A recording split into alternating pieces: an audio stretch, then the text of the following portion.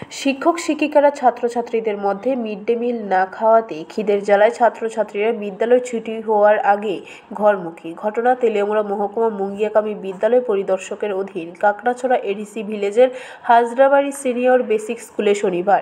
রাজ্যের এমন এলাকা রয়েছে যেখানকার মানুষের অন্ন বস্ত্র বাসস্থানের জন্য প্রতিনিয়ত সংগ্রাম করতে হচ্ছে। এমনই একটি প্রত্যন্ত এলাকা রয়েছে যেখানে বসবাসকারী মানুষজনদের মধ্যে বেশিরভাগ বসবাসকারী প্রত্যন্ত এলাকাবাসীরা অন্ন বস্ত্র বাসস্থানের জন্য প্রতিনিয়ত জীবন যুদ্ধে সংগ্রাম করতে হচ্ছে।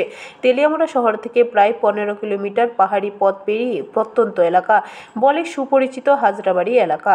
ওই এলাকার বসবাসকারী জনজাতি অংশের মানুষদের শিক্ষিত করার জন্য চালু হাজরাবাড়ি সিনিয়র বেসিক বিদ্যালয়টি। বর্তমানে এই বিদ্যালয়ে 50 অধিক ছাত্রছাত্রী রয়েছে। শনিবার 50 অধিক ছাত্রছাত্রীর মধ্যে 40 জনের অধিক ছাত্রছাত্রীরা স্কুলে উপস্থিত হয়েছিল। বিদ্যালয়ে ছাত্রছাত্রীরা উপস্থিত হয়ে জানতে পারে আজ মিড ডে মিল রান্না করা হচ্ছে না, কারণ মিড ডে মিল রান্না করার যে মহিলা রয়েছে তিনি বিদ্যালয়ে আসেনি। এই খবর জানতে পেরে ছাত্রছাত্রীরা স্কুল ছুটি হওয়ার আগে খিদে পেয়েছে বলে স্কুল থেকে একের পর এক ছাত্রছাত্রীরা ঘরমুখী হয়ে পড়ে, কারণ এমন অনেক ছাত্রছাত্রী রয়েছে যারা মিড ডে মিলের উপর নির্ভর থাকতে হয় খাবারের একবেলা।